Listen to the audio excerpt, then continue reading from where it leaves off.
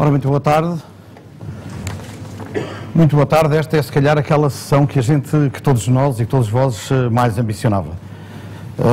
Eu não posso deixar de começar por agradecer e enaltecer a disponibilidade do Sr. Secretário de Estado ao disponibilizar-se desde a primeira hora para estar, não tanto no encontro da Transporte Sem Revista, mas disponível para dialogar com todos vós, visto que irá haver essa oportunidade. Devo dizer também que este modelo foi também proposto anteriores aos antecessores do Sr. Secretário de Estado e que, por razões legítimas, optaram por outros modelos que não este. E, portanto, queria enaltecer e queria, desde já, agradecer. Sr. Secretário de Estado, esta vontade e disponibilidade de estar aqui, numa altura destas, diria que é de alguma coragem, é de Beirão, não é? Eu sou Beirão e, portanto, desculpem lá, portanto, eu estou... Sei que o Sr. Secretário de Estado também é da Beira, julguei o Mangualdo, não é? Mangualdo, foi lá que nasceu. Foi lá que nasci. Muito bem.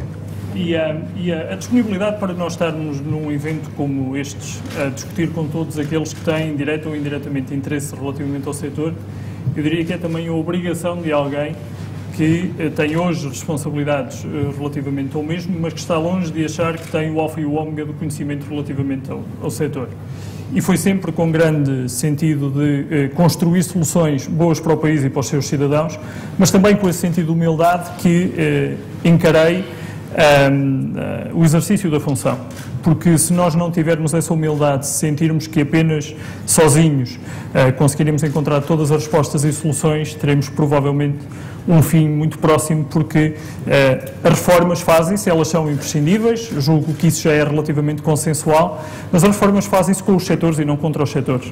Isso é verdade em todas as áreas que eu tutelo, umas mais mediáticas, outras menos, mais difíceis, com mais desafios ou com menos desafios, mas sempre no propósito legítimo de reformar com o setor e por acordo, que é uma das matrizes que, independentemente de todo o ruído político que existe, que é uma das matrizes deste Governo, procurar fazer tudo por acordo. Muito bem, eu queria voltar um bocadinho atrás, até porque eu gostaria de voltar um bocadinho à Beira, porque além das saudades que já tenho dela, que já não vou lá há muito tempo, é lá que nasce, é lá que estuda, faz a sua instrução primária em Mangualde, estou a dizer bem, faz o liceu o secundário também lá, e depois vai estudar para Coimbra. Para Coimbra. Economia? Faço o curso de Organização e Gestão de Empresas na Faculdade de Economia de Coimbra, onde o meu irmão já tinha, que é 2 anos mais velho, já estava a tirar o curso de Medicina, e, portanto, foi para mim simples a adaptação à cidade, já lá tinha o meu irmão mais velho, e fiz lá o curso e fiz um curso de uma pós-graduação em Finanças e fiz também no ISCTE um curso de especialização em Ciências Empresariais. Durante essa altura, imagino, vivia numa república ou num quarto ou não tanto, uma república... ou utilizava os transportes para ir para Mangualde diretamente para Coimbra, é melhor não se aventurar diretamente em repúblicas e ter uma fase de adaptação, caso contrário o despiste pode ser maior.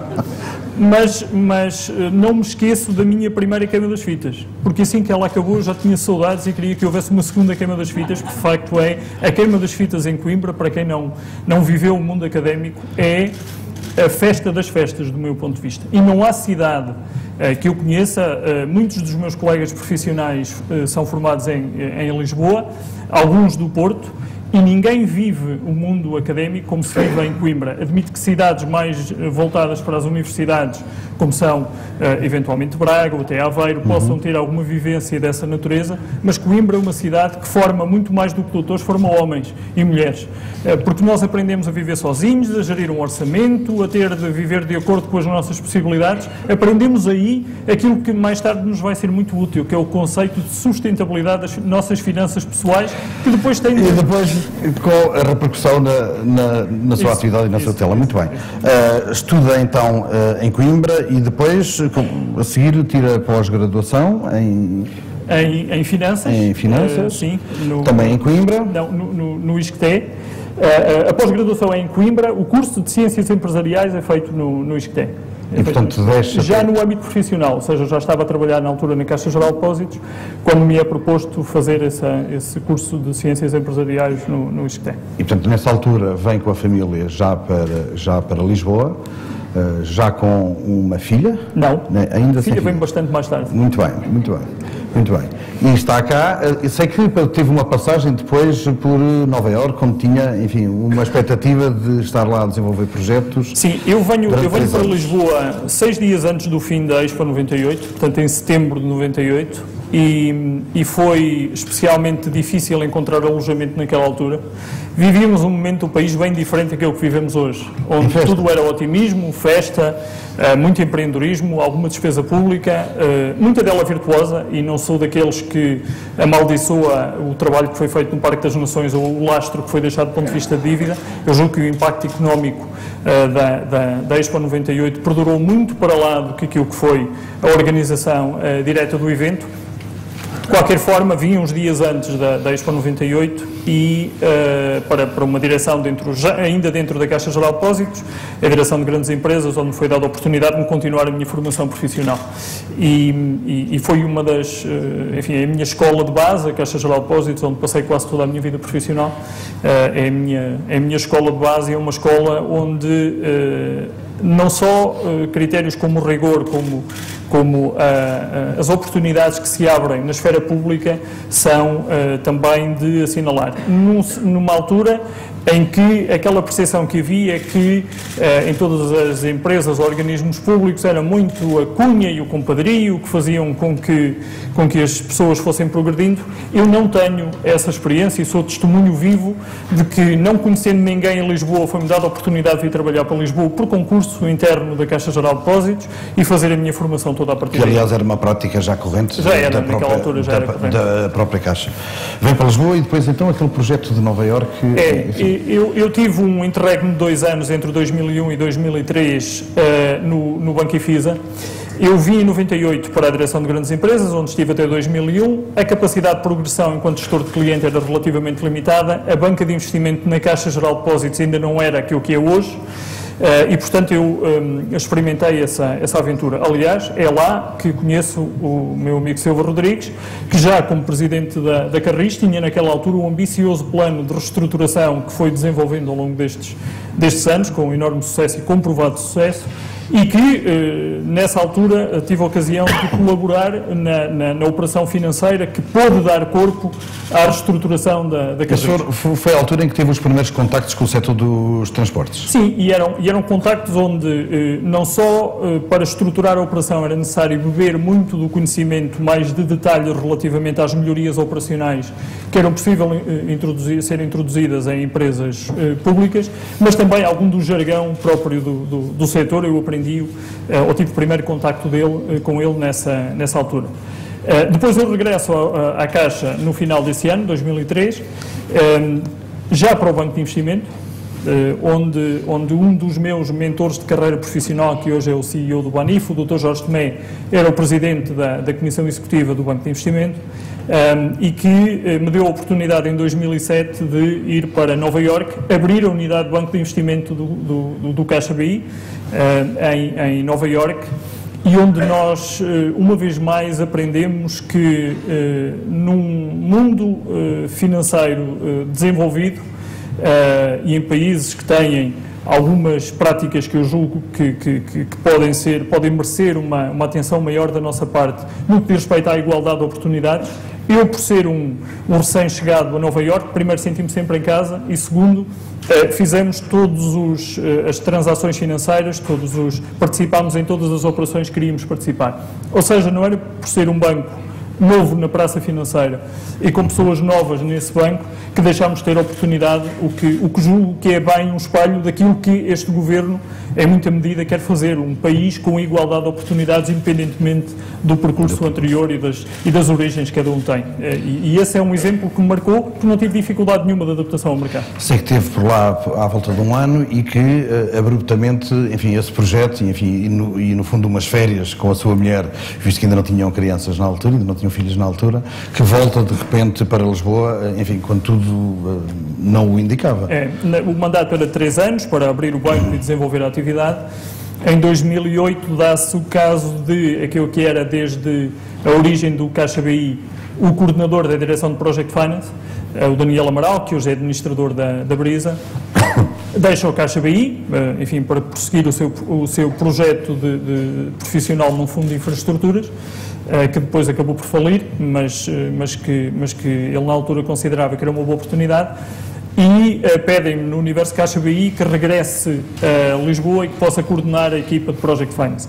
E é nesse momento que, aliás, nós acabamos por ter contacto mais direto, acabo eu e o Caixa BI por ter contacto direto com os PPP, que era uma realidade que eu não conhecia até aquele momento e que nessa altura estava do outro lado da mesa, não é?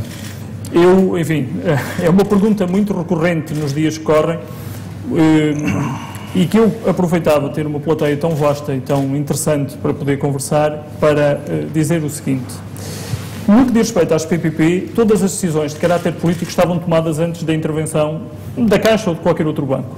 O Caixa BI nunca foi advisor do Estado, qualquer que fosse o Governo nunca pediu opinião ao Caixa BI para qualquer PPP que fosse lançada, nomeadamente em rodovia. É diferente noutras áreas, mas na rodovia nunca o Caixa BI deu opinião ao Estado sobre se aquele modelo era bom ou era mau, se a matriz de risco era boa ou era má, se estava adequadamente estruturado, apesar de ser o Banco do Estado, nunca foi pedida opinião ao Caixa BI. E a intervenção do Caixa BI e dos outros bancos era numa fase posterior, onde eu julgo que o interesse do Caixa BI estava absolutamente alinhado com o do Governo, que era baixar o custo para o Governo. A partir do momento, e para o Estado, a partir do momento em que estava decidido que o modelo de risco era aquele e que a operação era aquela, o financiamento tinha de ser o mais barato possível para que o concorrente que nós estivéssemos a apoiar ganhasse. E, portanto, desse ponto de vista, não há nenhuma desintonia entre o meu trabalho naquela altura e aquilo que estou a fazer agora, que é também fazer com que o Estado tenha o menor custo possível com a renegociação. É a total coerência. Bem sei que depois, enfim, o ruído faz com que a percepção de algumas pessoas seja que a minha intervenção foi assinar alguns dos contratos de parceria, o que não é de todo verdade. Os contratos de financiamento são uma parte que vem muito depois de todas as decisões políticas já estarem tomadas. Ou seja, as decisões estavam tomadas e, portanto, sentou-se de um lado da mesa, defendendo os interesses da componente financeira, do parceiro financeiro da entidade. Muito bem, ficamos esclarecidos. Nessa altura vive em Lisboa e deslocava-se já em transportes, na altura sei que usava os transportes e que ainda tinha tempo para andar de bicicleta e que tinha tempo para ler. Essa aliás é uma paixão antiga. Essa é uma paixão antiga, eu já estive em 2 eventos da Federação da Bicicleta, do Cicloturismo e da Bicicleta, e que me levam a tempos em que, e deixe-me dizer-lhe, Mangualde, estando situado onde está, não é propriamente um terreno muito plano para se andar de bicicleta. Há muitas subidas e descidas, a Serra da Estrela está ali ao lado, eu subi parte dela muitas vezes, fazia entre 80 e 100 km em estrada todos os dias durante as minhas férias de verão, e é por isso uma paixão antiga, que eu infelizmente já não pratico há algum tempo, mas da qual tenho saudades, e espero agora com as minhas filhas, quando elas crescerem, retomar, embora a um ritmo próprio de criança, já não tanto de ciclista. Muito bem, muito bem. E de repente, enfim, as coisas acontecem e deve ter recebido um telefonema em casa de auscultação e de sondagem, deve ter ponderado e deve ter, enfim, nesse dia ou dias depois, ter dito à sua mulher: vamos ganhar menos dinheiro porque eu vou para o Governo. Sim, houve a decisão é tomada, obviamente, em família, entre mim e a minha mulher, porque obrigou-nos e está a obrigar neste momento a fazer um ajustamento no orçamento familiar. Releva pouco porque o fiz com vontade, mas é bom que toda a família esteja envolvida numa decisão que não pode ser individual quando tem impacto para uma série de gente à nossa volta. Eu aproveito este evento, está cá muita gente que já conhece o meu chefe de gabinete. O meu chefe de gabinete, para além da competência do lugar, é meu amigo há mais de 20 anos, e de facto foi a única condição que eu coloquei para aceitar o lugar, foi que juntos formássemos o gabinete que depois haveria de nos acompanhar durante este trajeto, porque não há nada mais importante do que ter à frente de um gabinete a gerir o dia-a-dia uma pessoa da nossa absoluta confiança. Porque os temas são não só de grande delicadeza, como tudo tem de ser tratado com enorme discrição e confidencialidade. E, portanto, eu aproveito esta ocasião para lhe agradecer o esforço que ele também faz e para lhe retribuir a amizade que temos de há muito tempo. Muito bem, muito bem. Tomada a decisão familiar, mergulhou nesta piscina. Diga uma coisa, a água estava mesmo fria? Sobretudo, nós tínhamos um desafio muito grande e uma vez mais partilho convosco uma experiência terrível que foi o primeiro review que tivemos com a Troika. Sem querer fazer nenhum julgamento relativamente aos governos anteriores, não releva para nada, muito menos para esta conversa. Nós, em agosto, nós tínhamos tomado posse no final do mês de junho, portanto tivemos um mês e uma semana, porque na segunda semana de agosto chegou a Troika para o primeiro review e todo o ambiente era um ambiente de enorme desconfiança, eu diria. Não havia química entre as equipas, quem tinha negociado o memorando não era quem estava a executá-lo naquela altura. E, portanto, nós tivemos rapidamente de criar um clima de confiança entre as equipas. E hoje, de facto, os reviews, independentemente das dificuldades específicas de cada um, eles correm de uma forma muito diferente, em que não só já nos conhecemos todos uns aos outros, eu, aliás, antes de vir para aqui tive uma reunião muito detalhada sobre PPPs, exatamente com a equipa da Troika que segue este assunto, e o ambiente é de total transparência de parte a parte, com partilha de informação, com grande proficuidade na discussão e, sobretudo, na procura de um caminho que, de facto, sirva aos interesses do país. Isto é verdade neste subsetor, como em todos os outros, mas a grande dificuldade que nós temos, para além de ninguém nascer secretário de Estado no dia em que toma posse, precisamos de algum tempo para nos adaptarmos ao lugar, sobretudo quem não tinha, como eu, qualquer tipo de experiência política ou de lugares desta... Porque, ao que sei, desculpe interromper, ao que sei, nunca fez vida de juventude ou vida política ativa, seja numa organização política, seja nas juventudes... Não, nem ativa nem passiva. Eu diria que eu era tão político quanto ver a quadratura do círculo e pouco mais. Ia seguindo com interesse os temas, mas era por interesse intelectual, não tinha de facto nenhuma proximidade a forças políticas ou qualquer intervenção em debate político fosse ele mais reservado ou mais público. E, portanto, esse review foi um reality check, desculpem-me um anglicismo muito grande, foi um choque com a realidade muito grande, onde tínhamos um memorando muito exigente, com timings definidos por equipas que não eram aquelas que estavam a executá-lo. Um bom exemplo disso foi o Plano Estratégico de Transportes, que tanta discussão deu naquela altura, de repente já parece que foi há uma década que o apresentámos, mas ainda só passou um ano, e que era uma obrigação a sua entrega em setembro de 2011, e nós tínhamos tomado conta de cada uma das áreas em junho e tínhamos de ter imediatamente capacidade de resposta. E, independentemente de todo o julgamento que foi feito e continua a ser feito relativamente ao documento, ele é uma primeira aproximação que eu julgo que responde muito cabalmente à situação de emergência que tínhamos, não só de absoluta incapacidade de financiar externamente os déficits operacionais nos diversos setores, porque todos eles geram, embora o valor económico possa estar em alguns deles, geram imediatamente tensões financeiras importantes às quais era urgente a resposta, mas também lança aquilo que são pistas de atuação para o futuro e que o Governo, do meu ponto de vista, nesta área tem estado a cumprir integralmente o mandato que estava lá previsto. Esta situação de emergência ainda se mantém, só para a gente ficar mais ou menos tranquilos, ou continuarmos na mesma tensos, esta situação de emergência que encontrou nessa altura ainda se mantém? Atenuou alguma coisa? Ela é menor porque operacionalmente nós já não perdemos dinheiro. Esse é, eu diria, o grande contributo. Quando diz nós, estamos a falar das empresas do setor empresarial do Estado, é isso? Nós, Estado acionista, detentor de empresas de transporte e infraestruturas, já não temos déficit operacional com a existência dessas empresas. E esta é uma revolução que muitos consideravam impossível. Era tão fácil ou tão difícil que nunca tinha sido atingida em democracia. E para todos aqueles que que não resistem a, eu diria, às vezes até de uma forma carinhosa. Eu entendo sempre todas as críticas como sendo carinhosas e construtivas, mas até com algum carinho e bonomia, dizendo, bom, a perspectiva é exclusivamente financeira, não há nenhuma visão estratégica. É verdade que nós só conseguimos capturar o valor económico e estratégico dos ativos se sobrevivermos ao momento de grande dificuldade e emergência que vivíamos. E, portanto, desse ponto de vista, missão cumprida. Operacionalmente, as empresas já não perdem dinheiro e o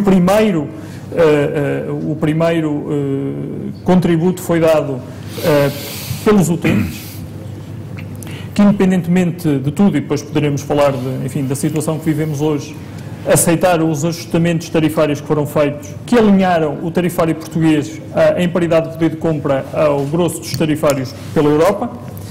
E, portanto, para os utentes a primeira palavra foi a primeira medida que nós tomámos em 1 de agosto de 2011, quando tínhamos tomado posse em junho. Os utentes responderam muito bem. A segunda palavra vai para a gestão e os trabalhadores das empresas. Foram inexcedíveis no esforço de tomar como seus também os objetivos do Governo relativamente ao setor e que passaram numa determinada altura a estarem inscritos no memorando de entendimento e, obviamente, a terceira palavra vai para os contribuintes que, mesmo em percentagem menor, continuam a subsidiar, através das indemnizações compensatórias, aquilo que é hoje o serviço, numa base mais social, de necessidade básica de mobilidade das populações, mas que continua a existir.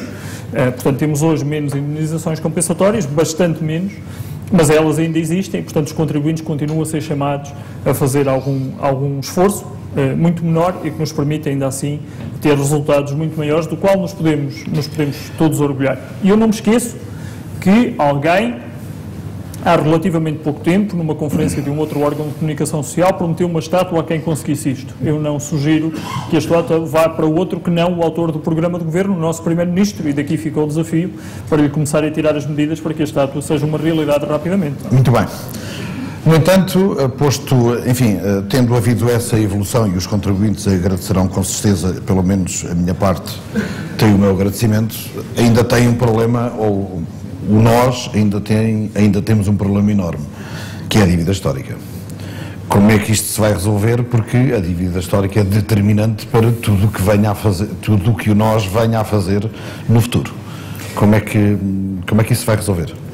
Eu volto só uns anos atrás e relembro-me novamente o trabalho que na altura, em conjunto com o Dr. Silva Rodrigues, fomos fazendo na Carris, onde foi possível estruturar uma operação na altura de 190 milhões de euros nos mercados internacionais, a um custo que era praticamente Euribor, não tinha spread, havia muita liquidez no mercado. Tudo isto para dizer que as reestruturações em ambiente de crescimento económico e com liquidez fazem-se muito mais facilmente. As restrições ativas são muito menores. Nós hoje temos não só um conjunto destas empresas reclassificadas dentro do perímetro orçamental, como temos no orçamento restrições de déficit e de dívida muito grandes, que são herdadas do memorando de entendimento e dos limites aí fixados e que não foram impostos por este Governo.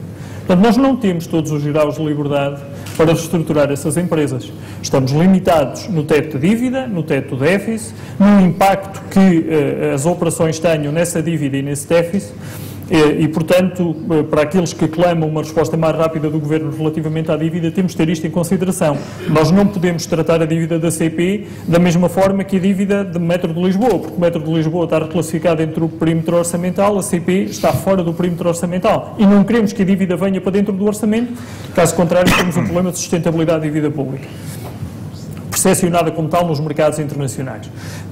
E, portanto, o tema da dívida é um tema que, obviamente, nos continua a preocupar, não só a dívida estrito senso, mas também os instrumentos financeiros, nomeadamente alguns swaps mais exóticos que foram contratados e que nos fazem ter uma taxa de juro implícita em algumas operações de financiamento muito acima daquilo que é normal em mercado, mas para isso temos tido um trabalho muito intenso e próximo, liderado pelo Ministério das Finanças, que é quem trata das matérias relacionadas com a parte do financiamento, e também com a Troika, onde a discussão é feita em conjunto.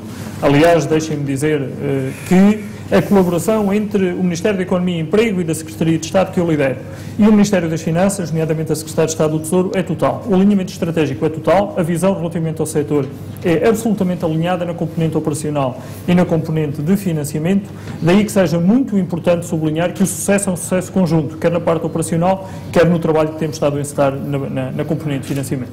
O que quer dizer que os caminhos que estão a ser seguidos e aquilo que está delineado ou que está conhecido ou anunciado daquilo que irá acontecer a algumas das empresas do setor empresarial do Estado, enfim, o caminho trilhado tem o acordo do seu colega ou do Ministério das Finanças, é isso que me está a dizer? Obviamente, muito bem. Um governo funciona com tutelas... É que às vezes isso não acontece, como sabe. Funciona com tutelas conjuntas que discutem os assuntos, não os escondem quando há dificuldades e que têm de ter uma estratégia comum, sendo que na componente de pensar transportes está muito mais na liderança o Ministério Setorial, na componente de pensar soluções para financiamento está muito mais na liderança o Ministério que tem a tutela das finanças, obviamente. Mas o trabalho é feito conjuntamente e os resultados são partilhados.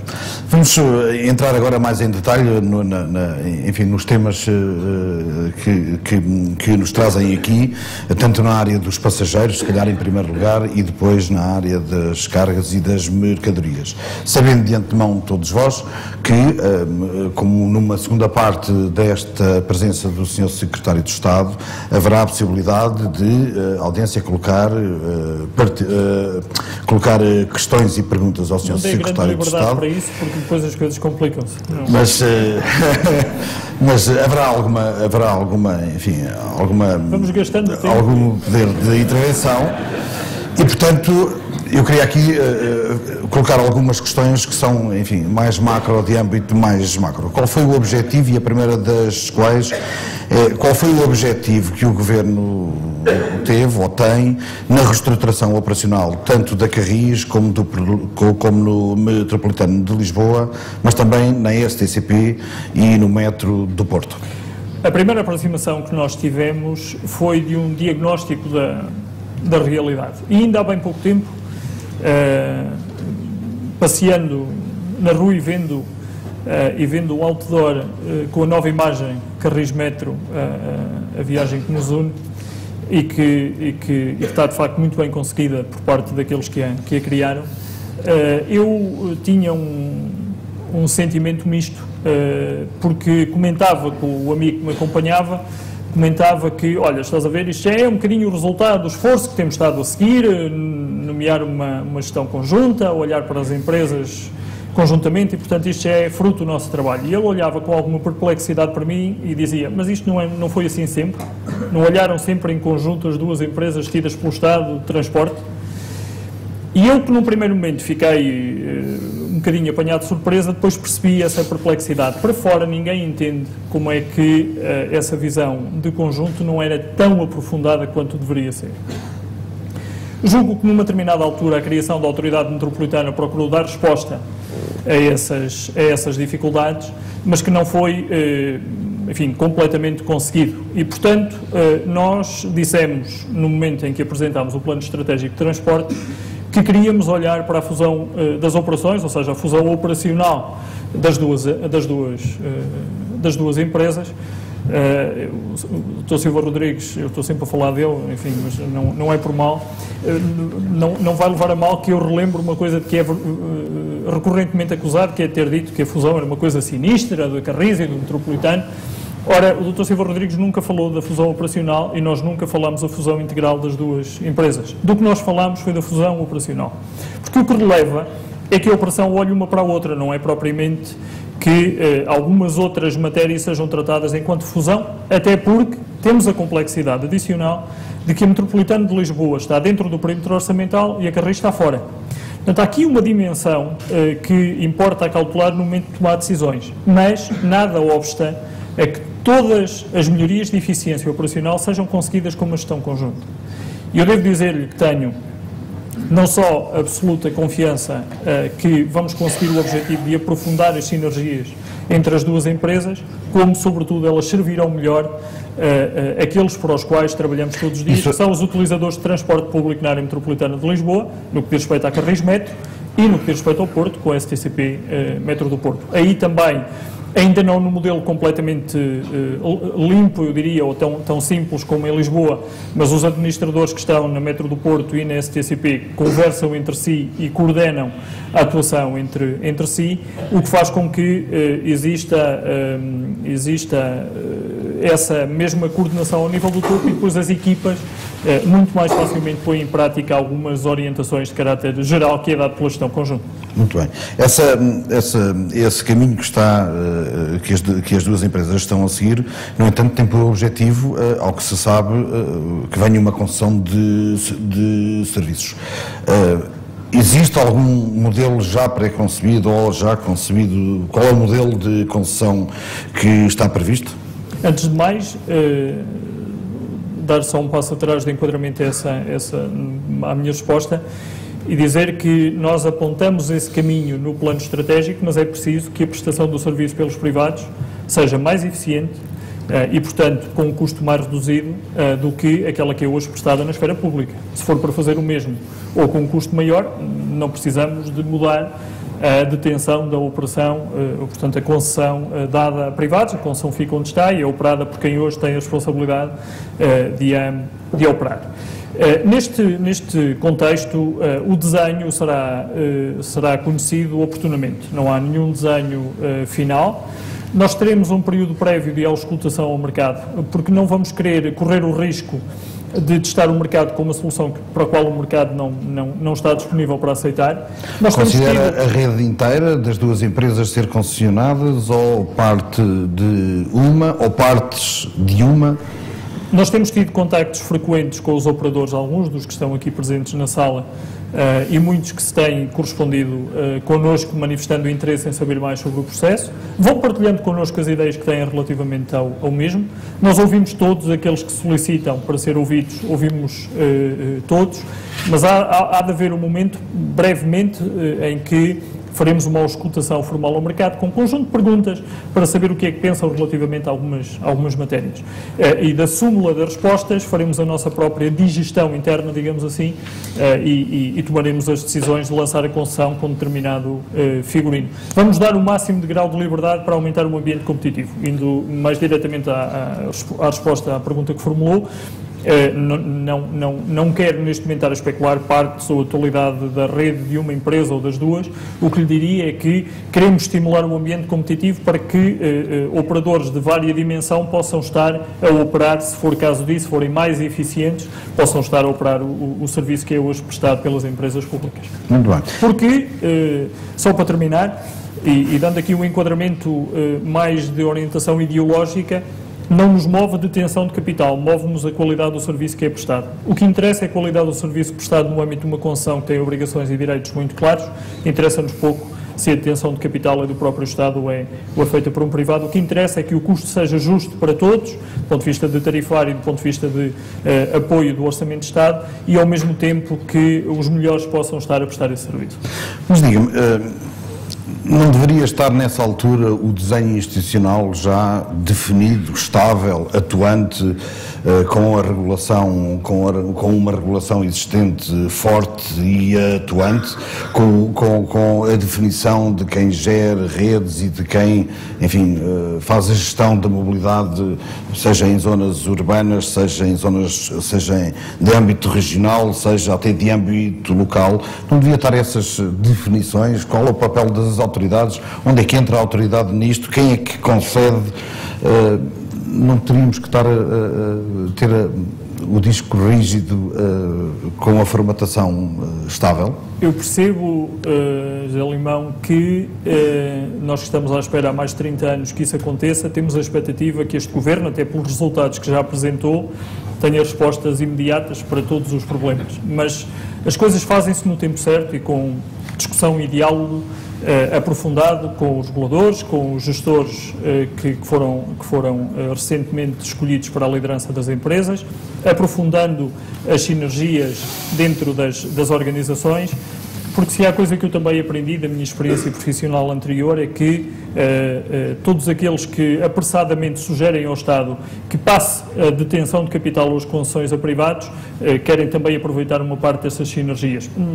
Faço isto como comentário geral porque vi muitas vezes o Estado a não fazer bons negócios com os privados em transações que nada têm a ver com estes setores, noutros setores bem diferentes, na área de energia e outros, pelo facto de não querer ter o ónus político de tomar algumas decisões menos simpáticas. E veja, nós reduzimos já 2.200 pessoas, efetivos, por acordo, que manifestaram interesse em sair, em fazer algo que do ponto de vista deles era mais produtivo para o seu desenvolvimento pessoal, para o seu contributo na sociedade.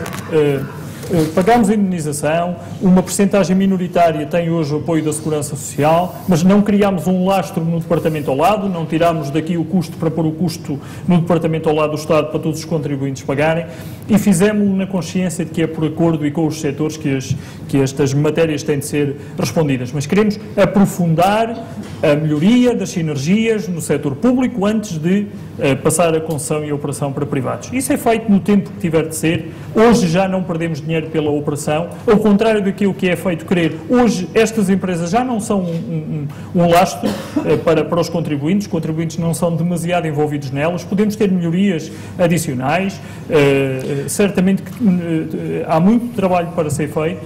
Qual é o seu objetivo, qual o vosso objetivo temporal para que, enfim, estejam as concessões conhecidas ou o modelo das concessões que irão a concurso? Nós gostávamos ainda em 2013? Sim, que no final de 2013, mesmo no final de 2013, pudéssemos ter decisões relativamente a essa matéria. E as decisões são, relembro, ou a operação gerida por privados tem um benefício para o custo e, portanto, também para as pessoas, ou então ficam onde estão e não avançamos com a concessão a privados. Portanto, no primeiro semestre de 2013 serão conhecidas as... O mais tardar no primeiro semestre. O mais tardar no primeiro semestre. Eu diria que, idealmente, no primeiro trimestre de 2013 o desenho deveria estar feito, porque até o procedimento de public procurement, enfim, o Código de Contratação Pública obriga o conjunto de regras de contratação que não são simples, que levam tempo e que têm formalismos que têm de ser observados. Portanto, terá de ser no início de 2013 que esse desenho está completamente estabilizado. Aqui para Lisboa ou também Lisboa e Porto? Depois de, eu relembro, todos aqueles que até hoje manifestaram interesse em olhar para essas operações e todos aqueles que o Governo, juntamente com os consultores que escolher para esse efeito, considerar que são operadores de dimensão relevante, que podem merecer o interesse em olhar para a operação, depois de eles terem dado o seu contributo. Ou seja, nós não vamos fazer o desenho apenas pela nossa opinião, vamos fazer o desenho depois de ouvir os players do setor e de ter a certeza que temos suficiente ambiente competitivo para captar o máximo de poupanças por lado do contribuinte e do erário público. Eu queria falar um bocadinho da CP, porque, enfim, o Conselho de Administração, enfim, a atual equipa diretiva termina funções, salvo erro, no final deste ano, e queria lhe perguntar por um estudo que foi entregue pela Aticana, em salvo erro, sobre modelos de, enfim, possibilidades de modelos de concessão das linhas dos suburbanos de Lisboa e do Porto. Esse estudo foi feito, enfim, é relativamente conhecido. Em que gaveta está isso? Aparentemente na gaveta de muitos, se é relativamente conhecido. Eu esperava que não fosse, porque foi um estudo encomendado pela CP para ser entregue ao acionista. Mas enfim, piadas à parte. O estudo tem o mérito de nos ter posto a pensar mais aprofundadamente relativamente ao tema, mas julgo que a discussão não se esgota ali. Começa, ou é organizada, já tinha começado há muito tempo atrás, é organizada num documento que lança a discussão e que tem de agora ser continuada e aprofundada. O que quer dizer que não vai haver notícias não vai haver notícias durante 2013, é isso? Não, julgo que pode haver condições para haver notícias também em 2013, mas aí o grau de complexidade é um pouco maior, tendo em consideração que algumas das linhas operadas têm também necessidade, provavelmente, de investimento na infraestrutura. Teremos de ver bem como montar essas duas obrigações, a obrigação de manter uma operação com níveis de eficiência e de serviço adequados, com uma necessidade de algum investimento na infraestrutura. Portanto, tem uma complexidade maior para a organização. De qualquer maneira, eu relembro-me que muitas dessas linhas são rentáveis. Portanto, não estamos a falar de um atraso que tenha um impacto para os contribuintes, na percepção que os contribuintes têm do trabalho que está a ser executado pela gestão das empresas e pelo Governo. Essas linhas não perdem dinheiro, pelo contrário, são contribuintes líquidos positivos para a operação da CTT. Queria lhe perguntar também, dentro das empresas do setor empresarial do Estado, das participadas das empresas, é um sem número de empresas, muitas delas com enorme know-how, com grande conhecimento, com altos quadros, outras poderão nem tanto ser assim.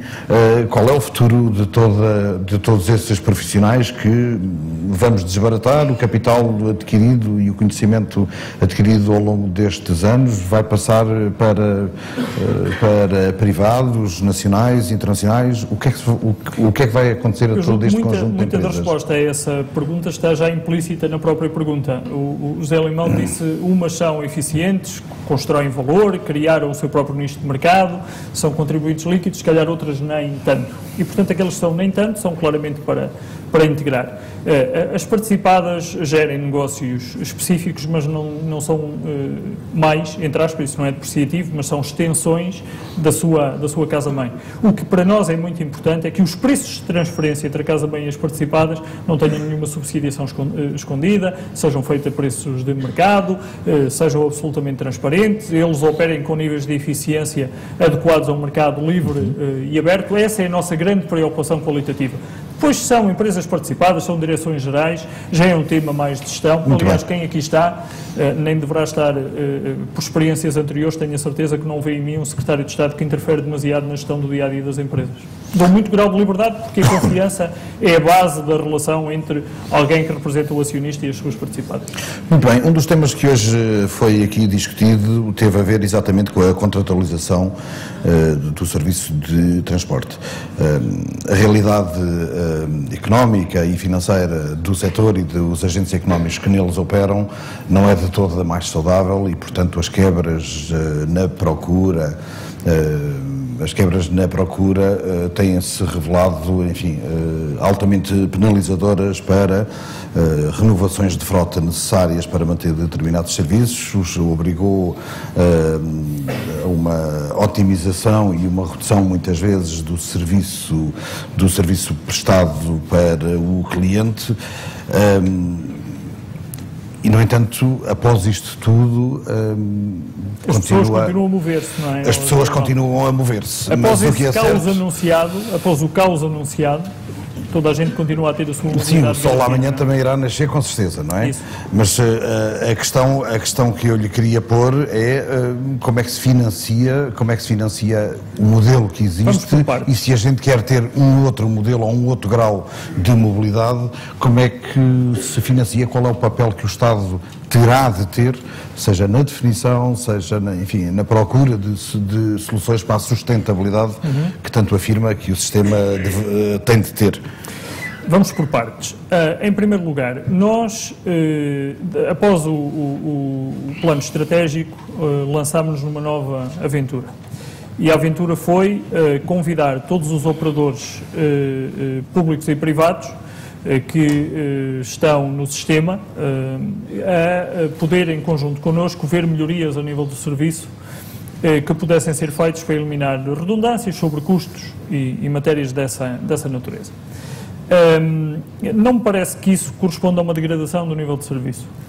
Aliás, das propostas que foram elaboradas pelos grupos de trabalho em Lisboa e no Porto, foram depois introduzidos ajustamentos que foram negociados com os municípios da Junta Metropolitana do Porto e da Área Metropolitana de Lisboa.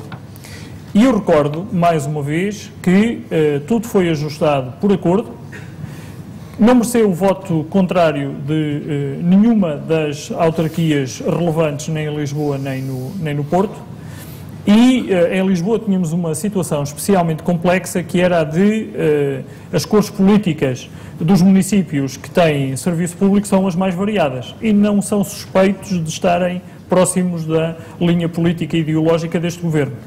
E, no entanto, perceberam desde a primeira hora que o objetivo que o governo tinha não era degradar serviços, E depois havia sempre aquele ruído que se procurava criar, que era o metro fecha às 9h30, afinal já não é às 9h30, às 11, afinal é só descontinuar alguns serviços. Enfim, tudo isso procurava criar a tal imagem de caos que eu há pouco procurava brincar, mas que no final do dia redundou, do meu ponto de vista, num conjunto de decisões perfeitamente razoável, aliás, merecer o acordo insuspeito de quem não tem nenhuma simpatia ideológica e política com este governo. E eu aproveito para relembrar alguém, o líder da Autoridade Metropolitana de Lisboa, o Carlos Humberto, Presidente da Câmara Municipal do Barreiro. Ele não levará a mal de eu reportar uma conversa que tive com ele há 2 semanas ou 3, em que ele orgulhosamente me levava o resultado de transportes urbanos do Barreiro a dizer: Sr. Secretário de Estado, conseguimos o equilíbrio operacional. O EBITDA já é positivo no transportes urbanos do Barreiro. Eu acho que é para mim motivo de muita satisfação que este princípio tivesse sido apreendido por todos, o EBITDA zero ou positivo, como uma realidade que é possível nas empresas de transporte, tenha sido também possível em empresas com dimensão e com escala menor, como por exemplo os transportes urbanos do Barreiro. E portanto, a oferta foi ajustada e depois foi, em alguns casos aumentada, noutros casos mantida. A monitorização que vamos fazendo pretende que a qualidade do serviço não se degrade e, portanto, não temos por aí, julgo eu, nenhuma situação. Mas, no entanto, houve uma forte quebra na procura, segundo todos os operadores indicam e anunciam, houve uma fortíssima quebra. A questão é como é que eu retomo essa queda? Como é que retomamos essa queda? Há uma forte quebra nas validações, isso é verdade. Há uma subida na fraude, nunca saberemos quanto da queda é fraude, nunca saberemos. Eu desconfio que é bastante, mas a minha observação é empírica, por um lado, e por outro lado, até de experiência própria. Eu próprio já fui vítima de ter ajudado involuntariamente a fraude, porque alguém passou muito próximo de mim numa das portas de abertura do Metropolitano e eu não pude fazer nada, porque, enfim, a pessoa passou e seguiu. Portanto, eu que não sou um utilizador muito frequente do transporte público, não posso. Mas mesmo assim mantenho uma monitorização quanto à qualidade do serviço razoavelmente frequente. Se comigo isso já aconteceu, certamente com muitos dos presentes já terão assistido a fenómenos de fraude. Portanto, a fraude está a aumentar, fruto das dificuldades, não importa por aí, temos de encontrar para o futuro mecanismos de não entrarmos novamente em sobreendividamento e possibilitarmos o investimento. Eu tive a ocasião de... Mas uma das maneiras de conseguir isso, desculpe a interrupção, uma das maneiras de conseguir isso é exatamente ter mais passageiros.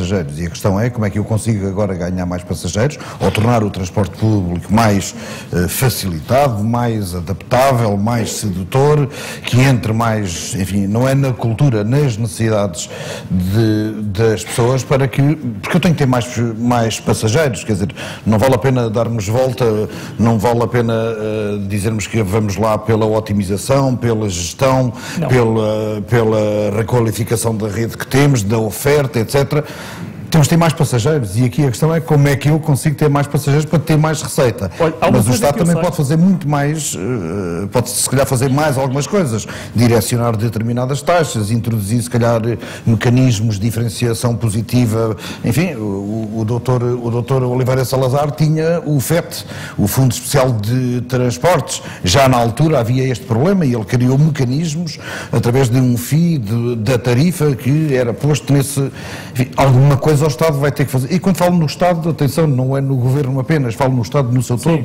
Alguma coisa tem que ser feita no sistema para que não entre em ruptura, para que as pessoas, enfim, para que os 100% dos transportes coletivos do Barreiro não voltem aos 70 ou não voltem aos 60, não é? Não, sem nenhuma dúvida. E esse diálogo aprofundado tem existido, nomeadamente com os municípios mais representativos. Recordo-lhe também que algumas medidas de acréscimo de eficiência foram combinadas na altura do ajustamento da oferta. Por exemplo, lembro-me que um conjunto vasto de quilómetros de faixas de base foram combinados com a autarquia de Lisboa e eu espero que eles possam ser uma realidade rapidamente para permitir que a velocidade comercial da Carris aumente. mas não chega. Nós precisamos, de facto, de continuar a encher o miolo de transporte público, de cobrir ainda mais a área do miolo das ofertas, quer na área metropolitana de Lisboa e do Porto, para depois continuarmos a fazer a progressão para a periferia. Isso é feito com um debate alargado relativamente a algumas das ideias que eu sei que já foram aqui discutidas hoje. Já vi alguns takes na Lusa relativamente às mesmas, que têm sido propostas pelos mais variados partidos.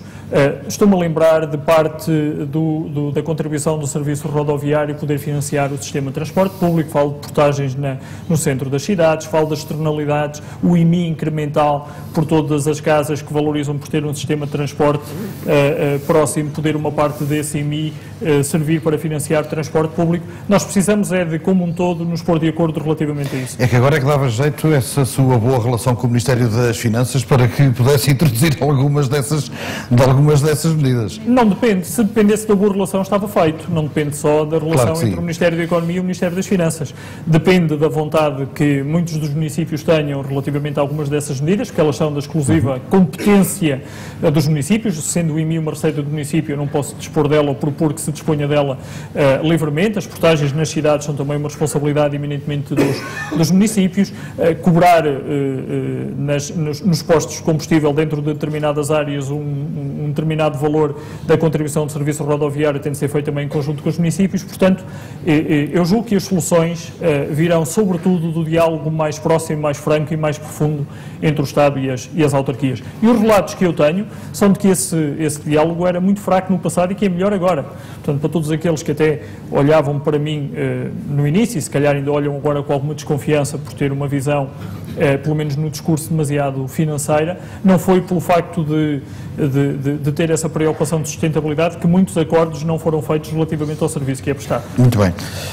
Uma última pergunta aqui sobre este setor. Agora, acho uma ótima ideia a criação de um fundo onde esse dinheiro vá sendo colocado, e aliás essa ideia já foi discutida em mais do que uma ocasião em reuniões minhas com autarcas, em que esse dinheiro possa ser colocado para criar um fundo que nos permita voltar à senda do investimento, porque acho que também temos de dar esta luz de esperança para o país. Não vamos estar sempre na senda da racionalização, porque essa senda, sendo muito importante para responder a questões de emergência, não nos trará conforto e bem-estar adicional para o futuro. Precisamos, de facto, como eu dizia, de cobrir o núcleo das áreas metropolitanas com transporte público, temos de depois intensificar a cobertura nas pontas, e deixe-me dizer-lhe já agora, que recordou no início a minha raiz Beirã e em Mangualde, também temos de fazer um esforço enquanto país para olhar para essas zonas que estão relativamente alheias a esta discussão mais localizada nas áreas metropolitanas, se o barco ou o autocarro ou o comboio ou o metropolitano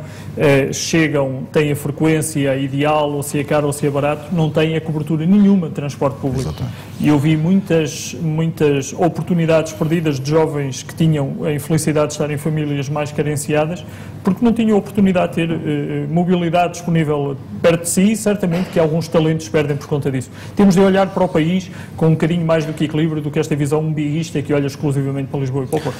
Isto é um comentário, se nessas realidades, pequenos projetos, pequenas alterações, pequenos inputs, pequenos recursos podem fazer maravilhas, enfim, também é de uma aldeia, como eu costumo dizer, e a gente sabe o que é viver numa aldeia, a importância que tem, eu digo muitas vezes a brincar, a importância que tem o Café Central numa aldeia. E não só, portanto, pequenos recursos e pequenas... Alguma da discussão que existe até de serviços públicos no território, eu julgo que teria muito menos polémica se as pessoas percepcionassem que tinham um serviço público de transporte que as levava para lá. O drama muitas vezes de sentir que um centro de saúde fica mais longe, ou que um tribunal fica mais longe pela necessidade de racionalizar a presença do Estado nos territórios de baixa densidade, é maior porque as pessoas acham que vão ficar completamente desprotegidas, porque não há um sistema de transporte público que as possa levar, seja ele aprofundar as sinergias com as autarquias relativamente ao transporte escolar, ao transporte regular ou ocasional, ao serviço on demand, até a oferta que os táxis podem fazer. Tudo isso é uma responsabilidade do bom planeamento entre o Estado e as autarquias. Temos não só algum trabalho a ser desenvolvido por parte do regulador, do IMTT, agora IMT, que queremos dar uma resposta para que a qualidade do serviço no país não seja demasiado diferenciada em função da densidade populacional. Não nos pode acontecer nos transportes como acontece no setor da água, em que quem tem menos população paga a água a um custo muitíssimo superior, porque o investimento é mais ou menos o mesmo para cobrir menos população. Portanto, não podemos cometer esse erro aqui, mas temos de ter a humildade de compreender que quem organiza melhor o serviço de transporte é quem está próximo do terreno, não é propriamente quem está em Lisboa a tomar decisões. Por isso é que a definição e a estabilização do desenho institucional aos seus vários níveis era fundamental e é fundamental, e pode fazer a diferença. Eu não posso acabar esta área dos passageiros, tenho que ir rapidamente para a carga e tenho que o fazer rapidamente para poder dar, enfim, alguma voz ao outro lado da sala, porque gostaria muito disso, mas não posso acabar sem lhe fazer uma pergunta sobre a TAP e sobre a ANA. Enfim, está na agenda e está no momento. De que forma é que o Governo pretende garantir o interesse nacional nas privatizações destas duas empresas? Bom, no caso da TAP e da ANA, hoje já são conhecidos os cadernos de encargos, já foram ambos publicados no Conselho de Ministros. E deixe-me dizer-lhe com muita satisfação, foram discutidos longamente no Parlamento, através de iniciativas dos partidos da oposição, as matérias que eram consideradas mais relevantes para que, no caso da TAP, essa discussão já aconteceu no caso da ANA, acontecerá brevemente, para que a nossa companhia de bandeira pudesse continuar a ser um símbolo do país, independentemente de quem a detém. Para esta audiência mais diferenciada, não preciso de explicar que o Estado hoje, no capital da TAP, é um empecilho ao seu desenvolvimento, porque não pode capitalizar não só pelas restrições orçamentais, mas também por imperativos de direito comunitário, e, portanto, o que nós queremos é garantir que a empresa continue a ter sede e direção em Portugal, seja a companhia de bandeira, que continue a ter ligações de serviço público para as regiões autónomas, que seja um hub, um feeder dos mercados europeus para as linhas mais rentáveis, nomeadamente para o Brasil, ou América, continente americano como um todo, e para a África, mas também que tenha condições para promover a sua empregabilidade, o desenvolvimento sustentável da nossa economia e atrair novas rotas e destinos, nomeadamente que são cada vez mais importantes nos negócios e no turismo, como o Médio Oriente e o Extremo Oriente. Nós tivemos investimentos muito relevantes dessas geografias há pouco tempo. O Extremo Oriente comprou participações importantes na EDP e na REN, o Médio Oriente comprou também na REN, a Oman Oil do Estado do Sultanato de Oman comprou uma percentagem de capital na REN e, portanto, temos um novo horizonte de negócios e do turismo que está para ser explorado por alguém que tenha capacidade de capitalizar adequadamente a nossa empresa. Mas dizia eu que as preocupações manifestadas pelos partidos da oposição estavam todas no caderno de encargos e até mais algumas. E, portanto, foi até um debate parlamentar relativamente tranquilo, passe o fosso ideológico que às vezes nos separa de alguns, porque todas as preocupações estavam vertidas num caderno de encargos. Relativamente à ANA, não só o hub de Lisboa tem de ser, obviamente, preservado, como terá de corresponder à vontade do Governo de prolongar, dentro dos limites do razoável, a vida da Portela. O aeroporto da Portela é um ativo extraordinariamente importante para a cidade de Lisboa e para o seu desenvolvimento no turismo e nos eventos, para além dos negócios, os seminários que hoje se realizam em Lisboa são muito fruto da proximidade do aeroporto relativamente ao centro da cidade e é um ativo que devemos preservar e prolongar a vida durante o máximo tempo possível, mas também garantir que todos os outros aeroportos que estão nas regiões onde se inserem sejam contribuintes positivos para o desenvolvimento das regiões. Isto não é nem retórica política, tem mesmo aplicação prática e verão isso no momento em que for conhecida a regulação económica. Isto é, não haverá nenhuma novidade relativamente à importância que o aeroporto do Porto, que o aeroporto de Faro e nas regiões autónomas, essas infraestruturas têm, elas continuarão a ter a importância central e o Estado dará todos os sinais, nomeadamente através da regulação económica. No dia em que o aeroporto de Lisboa tiver esgotar a sua capacidade, enfim, dizem que ainda falta muito, é o novo aeroporto ou é Lisboa mais um ou um mais Lisboa?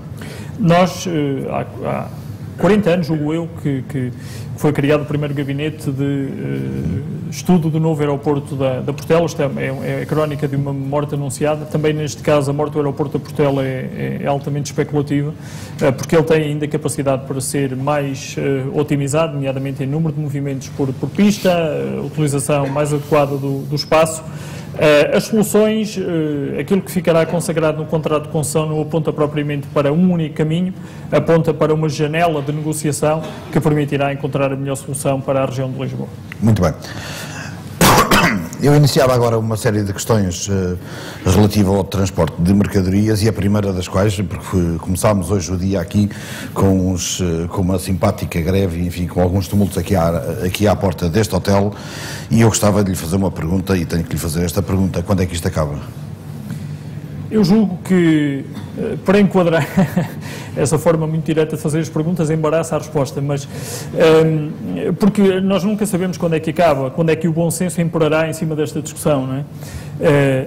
Nós não devemos confundir os trabalhadores portuários com as fações que têm movimentos um bocadinho mais musculados. Não devemos confundir. Os trabalhadores portuários merecem-nos todo o respeito. Aliás, a especificidade do trabalho portuário é reconhecida pela existência de uma nova lei e o que significa que continuamos a reconhecer num quadro eu julgo que esses papéis eram... Obrigado. Devem ser seus, porque eu estava... Pensei que era alguém a dizer com recados para eu fazer uma pergunta qualquer, portanto não estava a perceber... Mas dizia eu que não devemos perder de vista que o Governo continua a tratar os trabalhadores portuários diferenciadamente face ao conjunto de outros trabalhadores. Eles são diferenciados nas tarefas que têm de ser diferenciadas. E deixaram de ser diferenciados, ou deixarão de ser diferenciados nas tarefas que não são diferenciadas. E quanto à discussão sobre se, neste caso, nós temos ou não maior precariedade no emprego de alguns desses trabalhadores portuários, basta a resposta que foi dada pelo comunicado apresentado pela Associação de Operadores, que diz que fez uma proposta aos sindicatos no sentido de todos os que estão hoje empregados manterem o seu emprego. Portanto, não há ninguém que corra o risco agora ou no futuro próximo ou distante de ser despedido. Ninguém. E, portanto, essa mensagem deve ser passada com total clareza. O segundo aspecto que a mim me parece importante sublinhar é que os portos servem para a economia. Servem como infraestrutura para servir o país, as empresas, as exportações. Não servem para servir os portos, os seus trabalhadores, os governos, as agendas, servem para o país. E é o serviço do país que as decisões devem ser tomadas para os rentabilizar. E o terceiro aspecto, que também eu aproveito para relembrar a todos aqueles que me ouvem, é o seguinte: o que é que haverá de tão grave nesta lei que tenha feito com que 60% dos trabalhadores tenham aceite o novo regime? É que nós não estamos a falar de uma imensa minoria, estamos a falar de uma imensa maioria. 60% dos trabalhadores que agora até já representam mais de 70% da carga movimentada. Porque outra novidade que é importante dar é que, outubro, foram dados conhecidos hoje, o movimento de exportações nos nossos portos aumentou 2,9% por comparação com outubro do ano passado. No momento de greve, como está a acontecer agora, o que as empresas perceberam é que têm válvulas de escape em Sines e em Leixões, que estão a ter uma importância crescente. E o que é estranho é que sejam os trabalhadores afetos a sindicatos em determinados locais que estejam mais rapidamente a contribuir para que esses locais se tornem irrelevantes para a carga. No entanto, a Comunicação Social anunciou que os portos espanhóis, alguns, os mais próximos, que até estavam a fazer turnos de 24 horas para operar a carga que Portugal não conseguia operar. O que eu quero dizer é que a economia perde com esta greve. Não, a economia como um todo perde porque o custo logístico das empresas que está montado para Lisboa, colocar a mercadoria em Setúbal, em Sines, não custa o mesmo. Obviamente que há aí um custo logístico acrescido, há perda de competitividade. Mas o que eu queria fazer notar é que os trabalhadores que fizeram o acordo estão hoje a beneficiar de mais trabalho, de pagamento de mais horas extraordinárias. Eles estão satisfeitos pelo facto de terem chegado a um acordo que é razoável, que introduz um maior nível de eficiência e de competitividade dos nossos portos, que reconhece a existência de funções diferenciadas e funções menos diferenciadas, mas que garante a empregabilidade para todos os que existem hoje e mais emprego para o futuro. Mas diga uma coisa...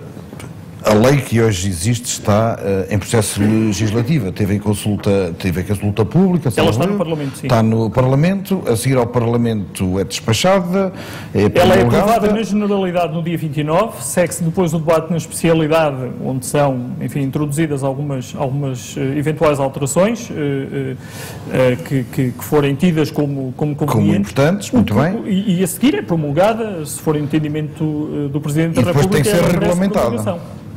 Ela já por si é um regulamento. O que pode haver é clarificações da sua aplicação através de protocolos entre os operadores e os sindicatos da estiva. Aliás, foi isso. A pergunta que eu lhe quero fazer é se não há ainda um tempo onde isto, até ela ser lei, enquanto tal, quanto tempo é que isto ainda pode demorar, esta agonia pode demorar, porque isto afeta a nossa economia real, o exportador hoje é afetado com isto. Nós tivemos um tempo... Ou às tantas temos temos a lei implementada, o trabalhador a ter que a cumprir, mas a boicotar o trabalho de quem lá está e dos portos, porque está contra a vontade e está contra a lei. Quer dizer, como é que se dá a volta a esta situação? Eu não estou por o ónus... Eu julgo que uma vez mais a volta à situação dá-se com o contributo de todos para o esclarecimento das matérias que estão verdadeiramente em discussão. Se nós estamos publicamente a assumir, primeiro, que quem tem um trabalho diferenciado mantém-se diferenciado. Segundo, que ninguém perde o posto de trabalho. Está assumido por quem emprega os trabalhadores, porque a empregabilidade dos trabalhadores depende dos operadores privados, dos concessionários. E os operadores privados já disseram que ninguém vai perder o trabalho. Terceiro, esta lei é considerada por todos importante para o aumento da eficiência e eficácia da nossa economia por vários motivos. Quarto, é uma medida do memorando de entendimento ao qual o Estado está vinculado. Quinto lugar, ninguém ficará de fora do processo de negociação assim queira negociar. Nós, durante muitos meses deste ano, eu recordo que a medida estava prevista para ser aprovada em Conselho de Ministros no memorando original em janeiro deste ano. Nós aprovámos-lo em Conselho de Ministros há relativamente pouco tempo. Todo o tempo de atraso teórico face àquilo que estava no memorando de entendimento foi para negociar. E houve uns que aproveitaram a oportunidade e disseram assim, bom, vamos construir uma lei que preserve as nossas preocupações de base, mas que seja um contributo para a economia. Porque hoje, uma das nossas válvulas de escape ou de esperança para a recuperação económica está nas exportações. E, portanto, se nós conseguirmos ter uma lei equilibrada sob todos os pontos de vista, contribuímos para a recuperação do país. E houve quem tivesse percebido que essa era a única intenção do Governo. Não é precarizar o emprego. Senão, os estivadores que representam a maioria dos trabalhadores não teriam assinado o acordo com o Governo. E, portanto, não perdem emprego. Quem é diferenciado continua diferenciado. Está garantido trabalho para todos, agora e no futuro. Temos uma lei eficiente. Temos uma lei que, no limite, é considerada pelos exportadores que vai mais perto. Mas nós privilegiamos sempre o acordo do que visões mais disruptivas da economia. É, eu diria, a tentação fácil de passar alguns soundbites para que, nomeadamente a da precariedade do emprego, à qual eu, sinceramente, não aderirei com respostas como os salários dos estivadores, porque os estivadores ganham aquilo que acordaram com as entidades patronais e isso é um direito que lhes assiste. Assim como o da greve. Agora, que tenham consciência que Lisboa hoje está cada vez mais irrelevante na carga e que está inexoravelmente a aproveitar a oportunidade para crescer nos cruzeiros. E esse é, eu diria, também um dos grandes desígnios que Lisboa tem, é aproveitar para que o crescimento e a oportunidade que é criada pelo mercado de cruzeiros possa ser ainda mais aproveitado. Muito bem. Apresentou em agosto passado o plano 5+1, que tem como objetivo reduzir a fatura portuária e aumentar a competitividade do sistema. Pergunto, já foi feito algumas coisas, enfim, acabámos de falar numa que estava no plano, outra foi a redução de alguma taxa, recentemente da TUP Carga, seguir-se-ão outras, TUP Navio, e pergunto se os custos de contexto que o setor tem, que o setor portuário tem, nomeadamente os diversos e inúmeros elementos e entidades que o Estado tem presentes no Porto e que não tem a ver com a administração portuária, Não tem o Estado aí também que reduzir essa fatura? O Estado comprometeu-se a fazê-lo. É mais do que ter de fazer, comprometeu-se. Não só por nossa iniciativa, está hoje inscrito no memorando que foi publicado no âmbito do 5º Review, que o Estado tinha de baixar a tubo-carga em pelo menos 20% a partir de 1 de janeiro de 2013, e já o fizemos em 10%, antecipando até o calendário, procurando dar resposta ao acréscimo de custo logístico que algumas empresas tinham por utilizar portos que não eram os seus portos naturais de exportação. Não só isso, mas também queremos aprofundar medidas como, alterando por acordo os contratos de concessão com os operadores, baixar as taxas fixas de remuneração à administração portuária. Desse ponto de vista, também parece que podemos aprofundar a eficiência desses contratos. Nós convidamos todos os stakeholders para participar no processo. Os trabalhadores, através de uma proposta de revisão da Lei do Trabalho Portuário, à qual a maioria aderiu. Os operadores, convidando-os a olhar para o perfil de taxas atuais, que tem uma taxa fixa elevada e uma taxa variável, que muitas vezes não convida a uma utilização maior dos portos, e que possamos refazer o mix de taxas, baixando as taxas fixas de remuneração das administrações portuárias, certamente não as utilizando como único critério para a adjudicação de uma concessão, que é a que paga a taxa taxa fixa mais elevada à administração portuária, e terceiro, que o Estado faça também aquilo que lhe compete, que é baixando, por um lado, a remuneração fixa nos contratos de concessão, mas também as taxas que o remuneram diretamente, nomeadamente a tubo de carga. O Estado está a fazer o seu papel. Acredito que os operadores façam o seu papel. Falta termos todos os portos a trabalhar debaixo da lei do trabalho portuário e que façam também o seu papel. Aí as administrações poderão ter um papel determinante. Essas administrações, o setor aguarda por essas nomeações há muito tempo e sabe que é um dos temas, que todos os agentes económicos deste setor, mais têm uma ansiedade, mais elevada. Há novidades sobre isso? Vamos continuar sem administrações nomeadas ou como é que se vai passar? Nenhuma medida deixou de ser tomada, nenhuma medida estrutural para o setor deixou de ser tomada pelo facto de haver essa ansiedade. Essa ansiedade o Governo responde com trabalho. Com certeza, mas as equipas têm que lá estar. Obviamente, e estão, com plenas funções, com liberdade para tomar decisões, em concertação com a tutela, não há nenhuma limitação da capacidade de tomar decisões. No tempo certo haverá novidades relativamente a nomeações. Nós devemos ser o único Governo em que os níveis de ansiedade maiores não são relativamente às medidas que estamos a tomar, mas sim relativamente às nomeações. Os Governos que até têm fama de estarem sempre à procura de jobs for the boys, nós não temos nenhuma ânsia de fazer mudanças abruptas, queremos analisar muito bem a realidade antes de tomar decisões. Muito bem. Queria falar agora ainda aqui um tema para este setor. Regulação. Quem é que vai regular isto? Qual é que é o sistema portuário que está previsto? Fica igual às mesmas entidades? Poderá haver reafinações, junções de uma entidade A com a entidade B? Quem é que irá depois regular toda esta atividade?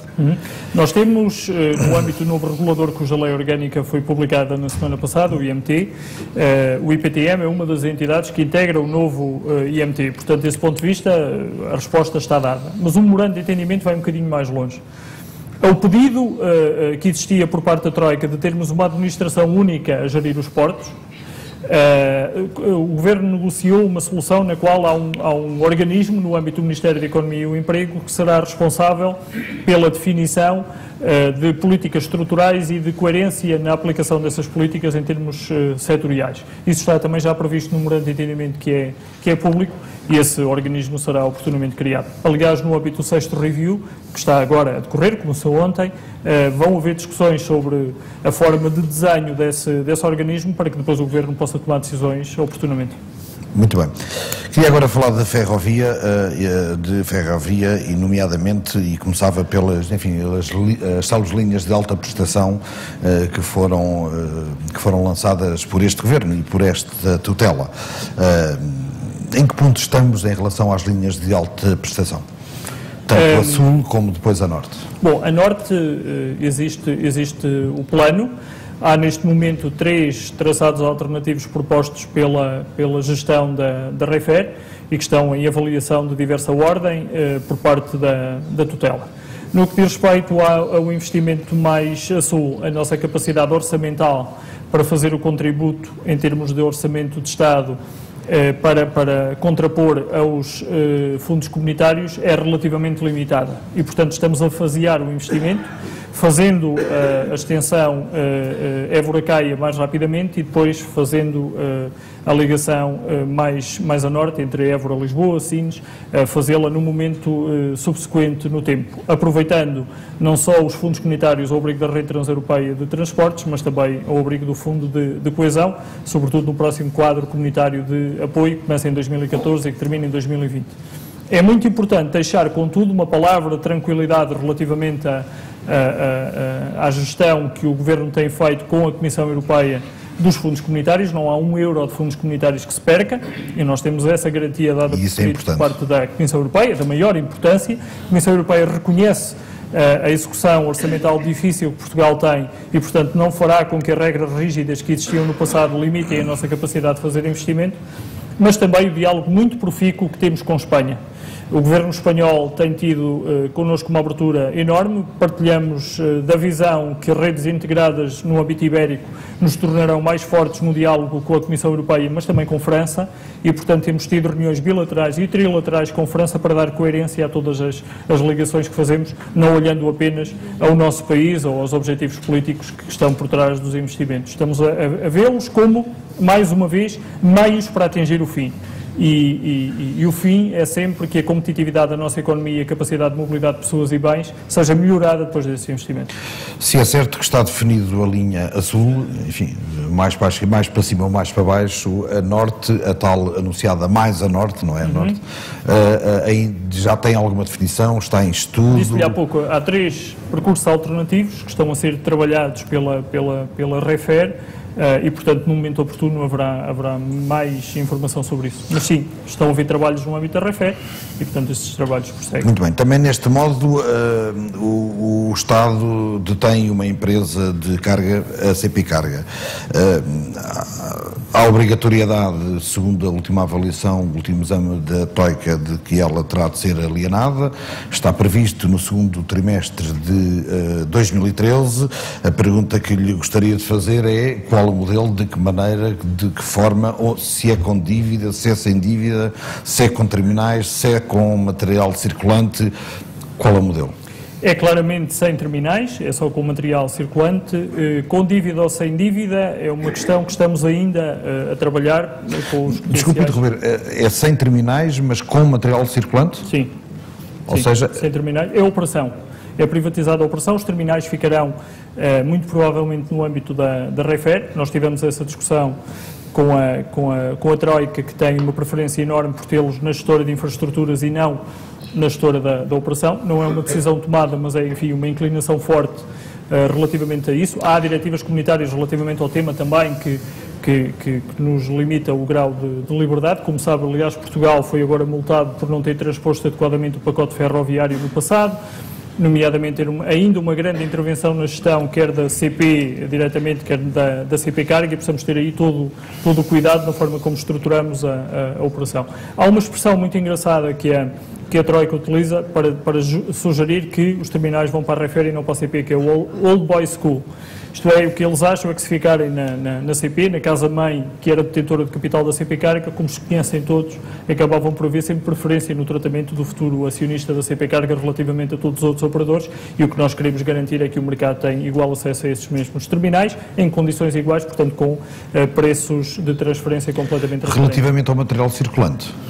Relativamente ao material circulante, o trabalho de base que está a ser feito é incluí-lo, mas a decisão não está finalmente tomada. No momento em que ela for definitivamente tomada, será tornada pública. Quanto à dívida que a empresa tem, ainda é uma questão em aberto. Sim, idealmente deverá ser privatizada. É determinante para muito captar... É muito importante para o apetite dos eventuais operadores. Idealmente deverá ser feita com dívida, mas não é uma decisão que esteja neste momento tomada. Há candidatos? Há muitos candidatos. Muitos candidatos. Do Oriente, do Leste... Do continente americano, muitos candidatos. Da Europa, muitos candidatos. Muito bem. Alguns candidatos. Sim, senhor. A renegociação da estrada das PPPs rodoviárias tem vindo a ser obtida com algum sucesso e nomeadamente no que se refere ao capital, ao projeto e à manutenção. Os valores envolvidos e anunciados já são de montante. Eu gostaria de lhe perguntar se isto inclui rendas ou não inclui rendas. Quando diz rendas é a rentabilidade. Não, inclui rentabilidade desde logo porque, e aproveitando o facto de estar nesta plateia junto a esta plateia tão distinta, pelo facto de todos entenderem que quando nós cortamos na obra e na manutenção futura, estamos a cortar no coração da rentabilidade dos contratos. Não é por acaso que os principais acionistas das PPP são construtoras. O ganho imediato está na construção que eles fazem. E depois há um ganho a prazo que é a rentabilidade inerente aos contratos. Portanto, quando nós reduzimos o objeto da concessão e, portanto, a construção, e reduzimos os níveis de manutenção futura e, portanto, mais trabalho de construção, porque manutenção não é mais do que construção, seja corrente, seja em grandes reparações, quando nós revemos os níveis de serviço e, portanto, baixamos as obrigações de fazer alargamentos de estrada, porque eles acabam por não aproveitar a ninguém, estamos a ir ao coração da rentabilidade dos contratos. E só não entende isto quem não quer olhar para o mercado e ver quem são os principais acionistas. Nós estamos a ir ao coração dos contratos. Em cima disso, queremos fazer algumas melhorias de caráter operacional, algumas já estão implementadas. Recordo que hoje já não é uma discussão se os espanhóis têm ou não condições para pagar as portagens em Portugal, discussão que se arrastava ao longo de muito tempo. Hoje, de repente, as quebras que existem já no turismo, nomeadamente, já nada têm a ver com as portagens.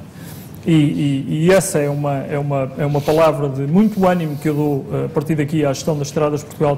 A nova gestão teve uma capacidade de resposta absolutamente extraordinária a alguns dos problemas centrais, mas também queremos, de alguma forma, ajustar a matriz de risco, isto é, queremos que parte da receita de portagens passe para o parceiro privado e que, em troco disso, que ele aceite gerir melhor o tráfego e baixar a rentabilidade em caso base. Portanto, sim, haverá também uma mexida nas taxas de rentabilidade, mas eu diria que essa é secundária face à mexida na rentabilidade que nós acabamos por fazer por ter mexido nos contratos de construção. Portugal investiu nas últimas décadas em infraestruturas rodoviárias e tem níveis de tráfego bastante reduzidos, agora, atualmente. Como é que poderão ser aproveitadas para o transporte rodoviário de mercadorias estas infraestruturas?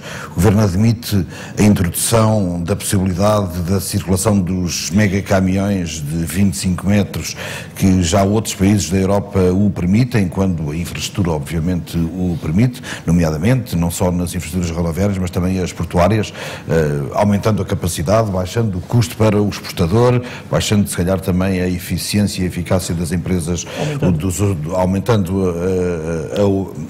a operacionalidade do transportador rodoviário?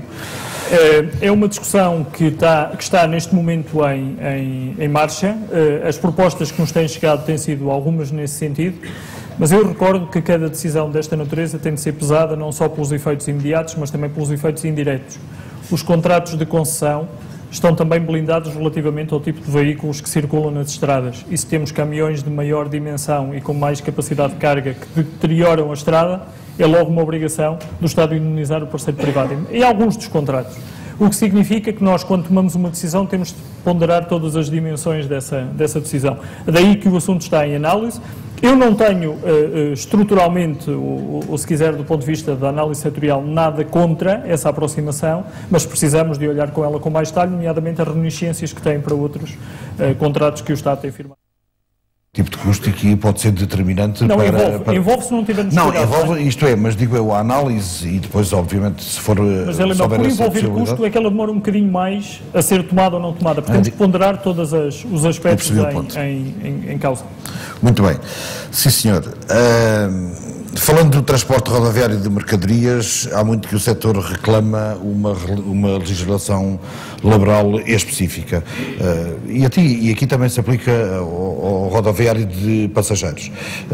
Todos os trabalhadores destes dois setores são ainda tratados como empregados de escritório, das 9 às 5. Esta alteração, não sei se é uma legislação específica, se é uma adaptação, enfim, o que quer, com qualquer termo jurídico, é fundamental para ganhos de eficiência. Está equacionado? Estão a pensar nisso? É uma possibilidade? Não tendo eu, graças a Deus, responsabilidades em matéria laboral, poderia responder apenas assim, mas vou um bocadinho mais longe e com isto até aproveito para sublinhar um dos méritos de termos o Ministério da Economia com a composição que tem agora, porque a Secretaria de Estado do Emprego está mesmo ao lado da Secretaria de Estado dos Transportes. E posso confirmar que há, por parte do Secretário de Estado do Emprego, atenção e a vontade de fazer o reconhecimento de que os tempos do trabalho têm de ser, para o transporte pesado, quer de passageiros, quer de mercadorias, têm de ser ajustados à realidade dos horários de trabalho específicos. E, portanto, essa é uma matéria que, aliás, já tive a ocasião de transmitir à ANTRAN e à ANTP, no que diz respeito ao transporte pesado de mercadorias.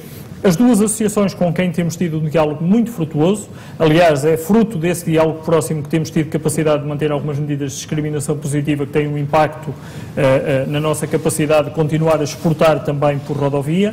Recordo, sobretudo, a última decisão que tomámos, que foi, apesar de termos reduzido o custo de quilómetro nas autoestradas que antes eram SCUT, nas ex-SCUT em 15% para todos, mantivemos a discriminação positiva para o transporte pesado de mercadorias, 10% durante o dia, 25% durante a noite, o que significa que há um desconto agregado até 40% na movimentação de mercadorias por rodovia. Aproveito também para relembrar uma medida que tomámos no início deste ano, que passou relativamente despercebida. Julgo que a Transportes em Revista, sempre muito atenta, a noticiou, mas não foram muitos mais que noticiaram, que foi a descida em 15% da taxa de uso ferroviário para o transporte de mercadorias por ferrovia, e recordo agora no setor portuário a redução da tubo-carga em 10%. Para todos aqueles que dizem que o Governo não tem uma atenção para a economia, aqui tem 3 excelentes exemplos de como medidas que pretendem passar para a economia parte do esforço de consolidação orçamental que o Governo já tomou, puderam ser feitas no momento de recessão económica e de necessidade continuada de consolidação orçamental. Baixámos taxas nos portos, baixámos taxa de uso na ferrovia, baixámos taxas no transporte pesado de mercadorias. Isto eu diria que é um bom exemplo de como o Governo olha para a economia e a carinho. Sem dúvida. Eu pedi-lhe se tem mais novidades. Não venho propriamente com a missão de dar novidades cada vez que tenho uma conversa desta natureza. Isto ficava para os especialistas de marketing mais habituados a estas andanças. Eu só quero transmitir uma mensagem não só de verdade, porque é com verdade que nós conseguimos captar energia positiva e o compromisso do país com o programa que temos de levar pela frente, depois de mostrar os resultados positivos que já tivemos, mas não atribuir o mérito especialmente ao Governo, é sobretudo das empresas, dos seus gestores, dos seus trabalhadores e dos utilizadores do serviço público, mas também uma mensagem de esperança para o futuro. Haveremos de, se Deus quiser, ainda nesta legislatura, voltar à senda do investimento, criando condições através dos fundos que nos permitam capturar as externalidades positivas. Haveremos de ter alguns planos de investimento lá mais para o final da legislatura, assim sejamos capazes de continuar esta senda de sustentabilidade e de consolidação orçamental. Muito bem. Se me permitisse, e de uma forma muito rápida, eu gostaria de, enfim... Cumprimos o objetivo de gastar o tempo quase todo. Não é? Quase todo, quase. Falta aqui o quase. E por isso é que eu estou a dizer, o objetivo agora também de rápido de conferir a possibilidade aos participantes do 7º Encontro da Transportes em Revista de colocar ao Sr. Secretário de Estado, não intervenções, mas perguntas muito curtas. Não sei se alguém tem perguntas para fazer. Pedi um microfone, por favor, aqui para a frente. Agradecia que se identificassem e pedia perguntas muito curtas. Boa tarde, Sr. Secretário de Estado. Luís Cavasso Martins, Presidente da Antrop. Vou ser muito curto. No painel que eu participei hoje falou-se de financiamento. O Sr. Secretário de Estado agora também já teve a oportunidade de fazer algumas considerações sobre o financiamento. A questão é a seguinte, do ponto de vista dos timings políticos, porque a matéria, como alguém dizia também nesse painel, é também muito política, de decisão política, também passa por negociações com as autarquias, com certeza. Qual é o timing que o Governo tem, porque no fundo o Governo é que lidera essa negociação e esse processo, qual é o timing para se fechar no essencial aquilo que são as grandes preocupações de financiamento do sistema quer nas áreas metropolitanas, quer também através de uma maior clarificação da organização institucional fora das áreas metropolitanas e, de uma vez por todas, terminar com alguma confusão organizacional que existe entre poderes locais, poderes centrais, poderes reguladores, que vêm, de alguma forma, prejudicando aquilo que é a sustentabilidade das empresas e a qualidade do transporte público, quer nas áreas metropolitanas, quer fora das áreas metropolitanas. E já agora, também, embora não sendo do seu pelouro, digamos, há aqui uma questão central que é da legislação laboral. Eu próprio também já participei em algumas reuniões na Secretaria de Estado relativamente a esta matéria, mas as decisões também tardam e as decisões são relativamente simples. Portanto, eu pedi também da sua parte, embora não seja da sua Secretaria de Estado, mas porque de facto tem muito a ver com o nosso setor, tanto nos passageiros como mercadorias, um particular empenhamento relativamente a essa matéria, porque vai facilitar e muito a sustentabilidade também das empresas. Muito obrigado, Sr. Quero responder Bom, o timing, obrigado, José Limão. Aproveito para cumprimentar o Luís Cabasso Martins. Dizer também, há pouco dei uma palavra de simpatia ao papel muito dialogante e colaborante que temos com a ANTRA e com a NTP. A Antrop é outro exemplo único de como, através do diálogo próximo, conseguimos encontrar soluções, muitas vezes parecem difíceis, mas que depois conseguem materializar. O timing, julgava ter sido claro, mas se não fui, nós apontamos para que no primeiro semestre e tentando no primeiro trimestre ter essa arquitetura completamente clara do ponto de vista organizacional e do ponto de vista das intenções relativamente ao lançamento das concessões. Nós temos a obrigação de contratar obrigações de serviço público ou financiamento através de indenizações compensatórias com as empresas que hoje ainda são tuteladas pelo Estado. E, portanto, vamos deixar claro quanto é que o Estado reserva do esforço dos contribuintes para indenizações compensatórias pela prestação do serviço.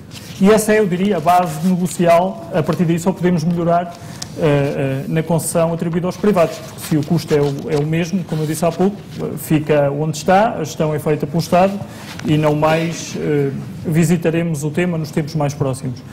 Portanto, as obrigações de serviço público serão idealmente contratualizadas até ao final do ano, estamos a fazer um esforço nesse sentido, clarificando o quadro de financiamento através de indenizações compensatórias para os próximos anos. A arquitetura institucional deverá estar terminada no primeiro trimestre. Como eu disse, ainda este ano queremos fazer a consulta ao mercado para testar que modelos de concessão melhor poderão responder às necessidades dos nossos utentes, baixando o envolvimento do Estado em termos de custo, para que a execução do plano possa decorrer durante o ano de 2013. Fora das áreas metropolitanas? Fora das áreas metropolitanas, eu diria que esse é mais um objetivo de legislatura. Quanto mais cedo dentro da legislatura o pudermos fazer, melhor.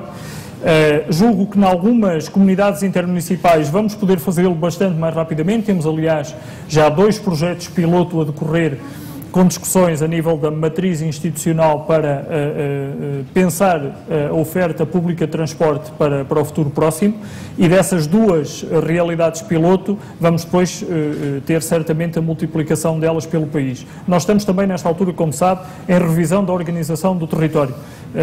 Algumas NUTS 3 que nesta altura existem vão deixar de existir, vão se juntar a outras, vamos ter, portanto, dimensões maiores em células de organização do território. Isso ajudará muito, porque, como sabe, a dimensão cria aqui alguma sinergia e a capacidade de organizar transportes numa área maior serve melhor à população e o custo é mais reduzido. Isso acontecerá provavelmente até o final deste ano, início do próximo ano, e, portanto, nessa fase teremos de condições para aprofundar este conceito pelo país. Mas é claramente um objetivo de legislatura e eu ficarei particularmente muito feliz se essa for uma realidade até 2015. Muito bem.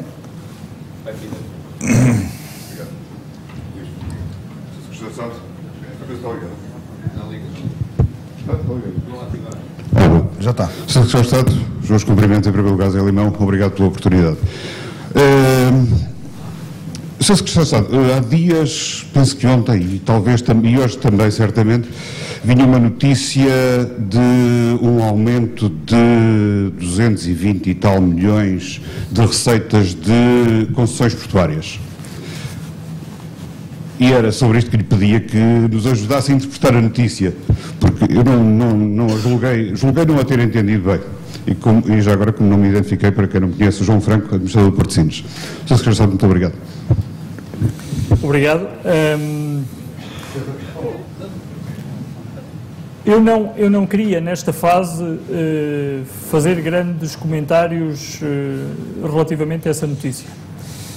A notícia corresponde a uma clarificação que foi pedida pela UTAU, Unidade Técnica de Apoio Orçamental do Parlamento, relativamente a uma rúbrica orçamental, e a resposta foi dada pelo Ministério das Finanças, clarificando que aquelas eram receitas relativamente à concessão dos portos.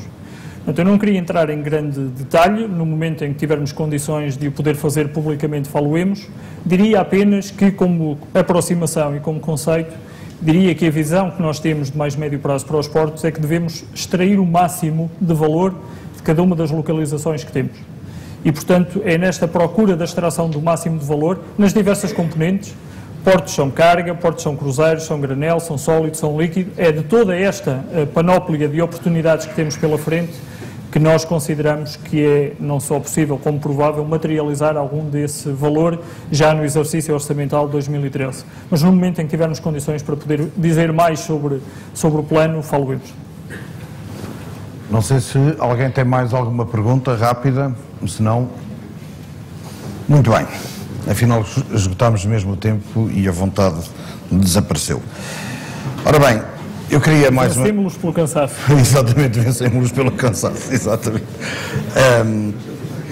Eu queria dizer umas palavrinhas finais, agora que estamos em fecho deste dia que foi longo e que eu espero que todos tenham tirado o máximo proveito nas discussões e nas várias mesas de reflexão, mas queria fazer essas palavras, não queria fazer essas palavras sem antes agradecer mais uma vez a presença e a disponibilidade demonstrada desde há uns meses a esta parte da presença do Sr. Secretário de Estado neste modelo, onde me garantiu sempre esta presença sem qualquer tipo de dúvidas e, portanto, queria publicamente endereçar os meus agradecimentos e da equipa da Transportes em Revista.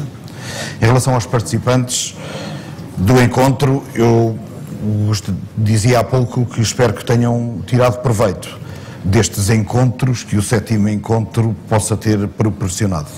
Dizia há bocado nas duas salas, e fui eu que abri as duas salas e, portanto, até nisto tentamos ser diferentes, porque deixámos de ter aquele modelo habitual em seminários e em congressos e em workshops de que tem que ter uma mesa verde e com uma flor no meio e o senhor que abre e o senhor que fecha e o senhor que vem fazer o discurso de abertura e que depois e o de fecho que diz para a gente mandar sempre as conclusões para um lado qualquer que depois de nada servem.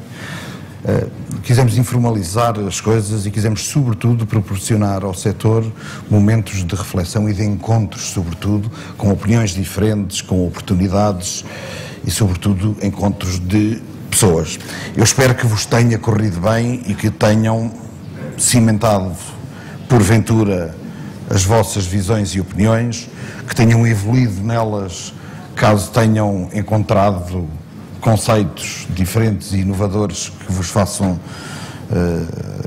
que vos tenham feito crescer nas vossas visões e, portanto, esse é o meu voto de que tirem o máximo proveito do que por aqui se passou hoje. Muitos foram os temas que foram discutidos e, de facto, foi importante, enfim, haverá temas, ou terá havido temas que correram menos bem, salas e mesas que correram melhor, mas, enfim, o empenho e a dedicação com que toda a equipa da Transportes em Revista se empenhou para proporcionar este espaço que conseguiu albergar 430 pessoas, é bem sintomático, não tanto do valor que a Transportes em Revista possa ter, mas, sobretudo, da ansiedade com que os agentes de um setor e de outro hoje vivem à espera de orientações, à espera de sinais, enfim, e está bem expresso e está bem resumido no número de participações. Cumpre-me agradecer mais uma vez a quem tornou possível estarmos aqui hoje. e não é demais referir o papel dos patrocinadores, dos apoiantes que conferiram essa possibilidade. Refiro-me à Transdev, refiro-me à Neves e Neves, refiro-me à Soltrafo, desculpem, à Mercedes-Benz, à Metalcines, à Volvo, aos nossos parceiros Gismédia e Cronopost, mas também à Vimeca e Scott Turbo, à Lisconte, à TCSA, ao Grupo Barraqueiro, às Estradas de Portugal, ao Portosinos e à MEAN.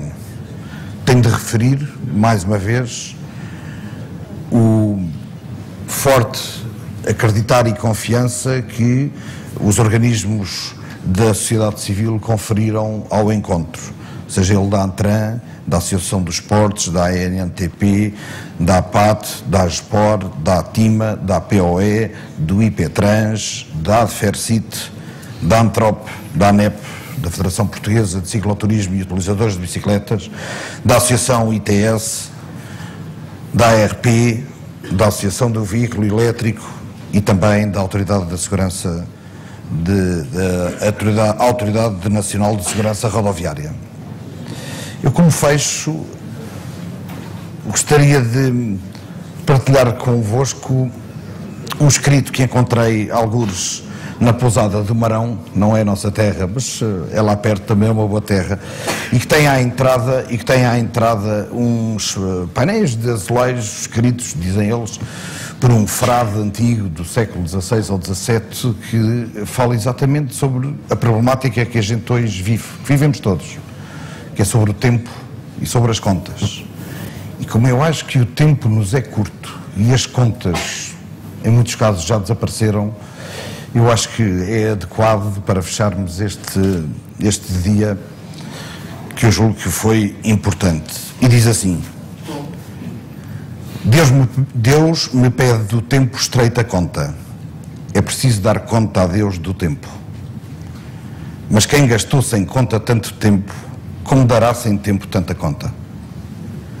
Para fazer a tempo a minha conta, dado-me foi por conta muito tempo. Não cuidei na conta e foi-se o tempo. Eis-me agora sem tempo, eis-me sem conta. Ó vós que tendes tempo sem ter conta, não o gasteis sem conta em passatempo. Cuidai enquanto é tempo em teres conta. Pois se quem isto conta do seu tempo houvesse feito a tempo, a preço e conta, não chorava sem conta o não ter tempo. Muito boa tarde e obrigado a todos.